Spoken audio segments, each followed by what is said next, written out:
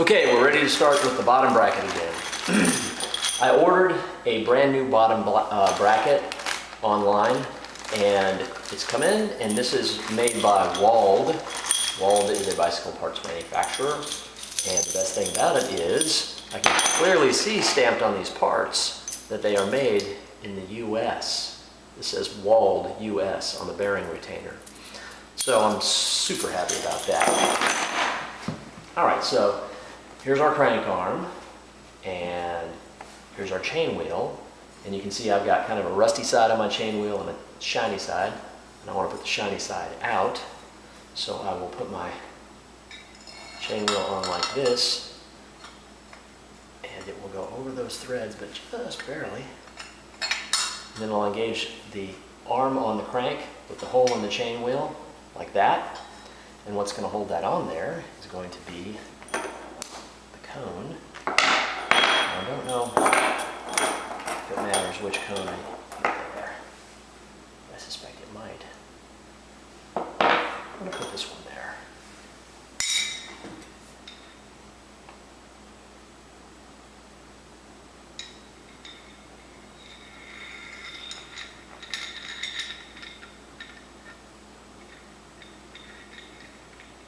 And this is the side of the crank with the little arm on it is typically the right-hand side of the crank on this bicycle. I think that's the same on all old American bicycles. I'm not 100% certain of that. But also, hope we got the right threads per inch. Oh. Yeah. I definitely have the right cone on the right side because it fits over that one side. Yeah. Okay. Having trouble getting these threads started.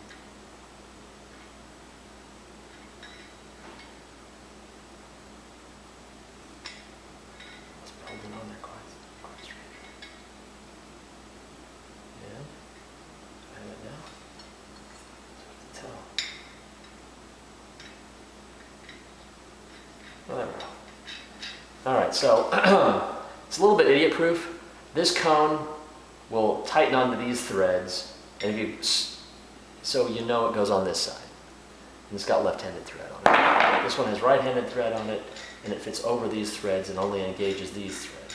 So it's a little bit idiot-proof. But you know, I'm a pretty good idiot, so I always challenge idiot-proof stuff. I'm just hand tightening these because I'm excited about putting this bike back together and want to throw this thing together and ride it. All right, so chain wheel and the right hand cone on there. Set that aside. Let's put the cups in. Cups go in like this. And these cups are just gonna barely fit in there. I've already kind of tested them a bit. Sometimes you need to tap them in with like a plastic face mallet or a hide mallet, but on this bike, I was able to just push them right in. Hope you can see what's going on here. All right. And I need to get my grease gun and pack these bearings with grease before I put them in there, and run a little light layer of grease on the new cups and on the new cones. So I'm gonna run and get my grease gun. All right, I'm back and I have my grease gun, so that I can grease my bearings. Chain wheel is going to be on this side of the bike, so we're going to snake it through that way. Just keep that in mind. I'm going to start with just a little light, super light little layer of grease. Just that much. And I'm going to grease the surface of the cup on both sides. It's just a little slight amount of grease.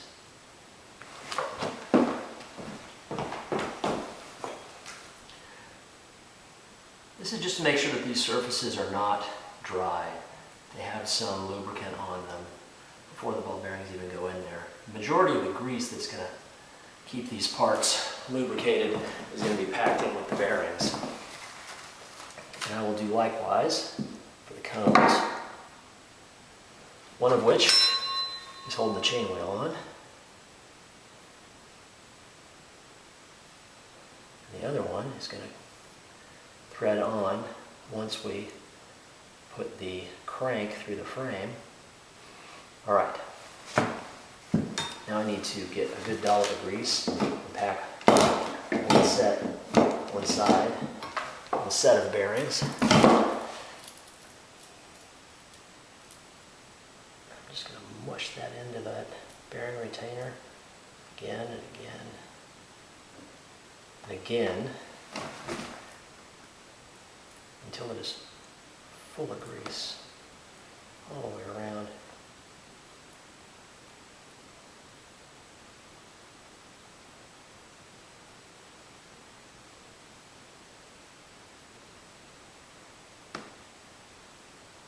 Ideally, you want that grease to squeeze out around the ball bearings. You've got so much in there. Add a little more.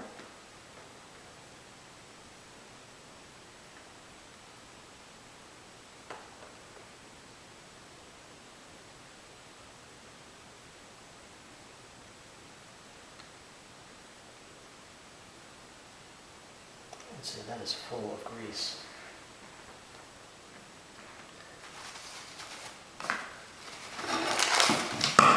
Now, these ball bearings in retainers fit one way. The retainer fits one way. And the top side of the retainer has a solid piece of ring on metal all the way around it. You can't look directly at a ball bearing from the top, but you can see them from the bottom. And the bottom goes into the cup like that, and this side goes on the cone. So, I'll slip it in there like that. So the side that you couldn't directly look at the ball bearings is the back side. It faces the cone. I can look directly at the ball bearings here. That's the side that's going to engage the cup. So I think I actually need to grease the other bearing and get that ready to go first. So I will do that.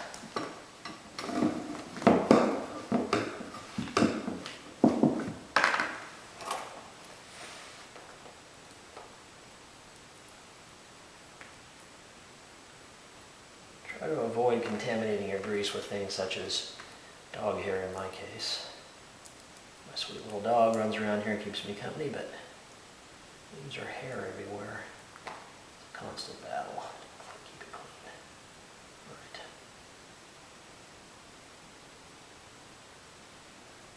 Packed in there, good. More. Just for good measure.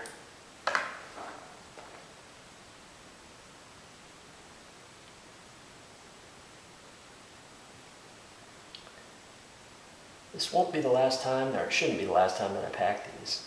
You should tear things down and clean them and re-lubricate them periodically. That goes for both of your hubs and your crank. Right.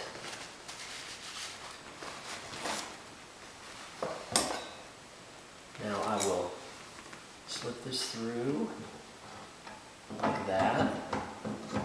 It won't slip through very easily if I have that other ball bearing in there. But there we go. It just fits like this.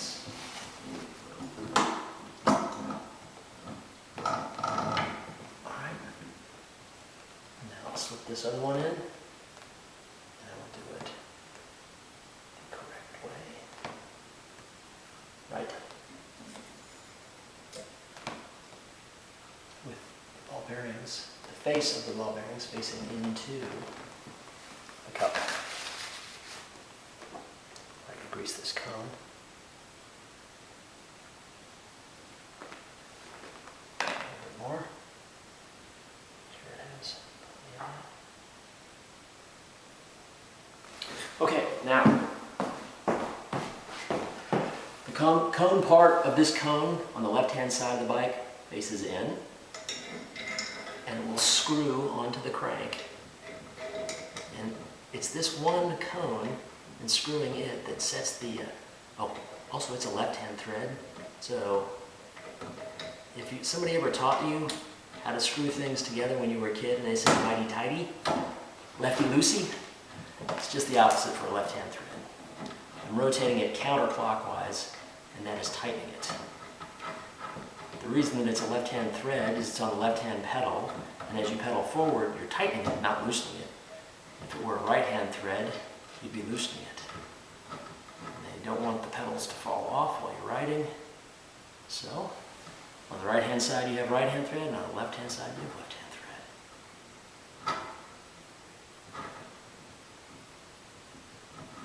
I'm tightening this just with my hand and my fingernail. You want your crank to be firmly bolted together, but you don't want to crunch your bearings. You don't want it to be so tight that you're causing unnecessary friction on your bearings. They should be just snugged up.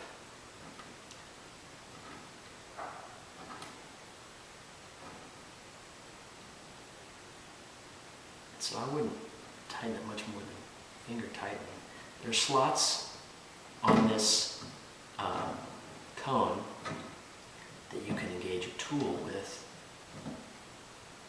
and maybe you would need to do so to tighten it sufficiently, but with a brand new bottom bracket, I don't think so. I'm going to tighten it just with my hands. No, just a tad tighter.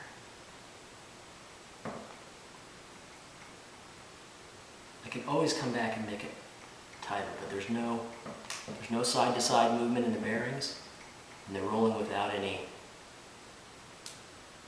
visible signs of being overly tightened. All right, so now the last step is to lock all of this together so that that cone on the left-hand side doesn't back itself off. And I'm too excited about this project, so I haven't cleaned the dust covers yet.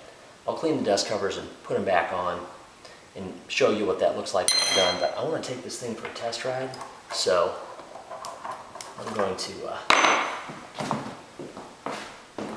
bolt this mess together. The last thing that happens is there's 3 different pieces. There's a big washer, a little washer, and a nut. I believe the big washer goes on. Seems about right. Then this little washer has a tang on the inside of it, one little tang. And there's grooves, one groove cut right through the threads on this side of the crank. And that tang engages that one groove so that this particular washer doesn't spin around. So you can tighten this nut, and this outer washer with the tang on it that holds itself in place won't rotate. And it won't transfer your rotation to the cone, so you won't over tighten the cone. This nut should also be left-hand thread. Everything that goes on this side has to be left-hand thread. So the beauty of the one washer keeps the dirt off of the grooves, makes everything play together nicely. The tined washer, I think that's what I'm calling it, I'm not sure what you would call it, stays in place so that as you're tightening this nut, you're not also tightening your cone and crunching your bearings. Ah, where's my big wrench?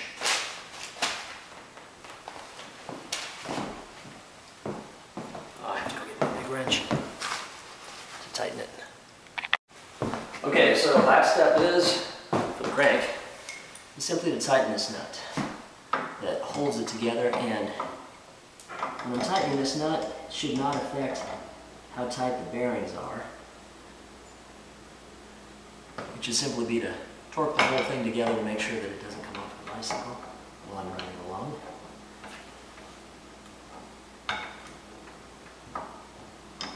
And I'm not over tightening anything. I want to be careful not to strip things and over tighten them.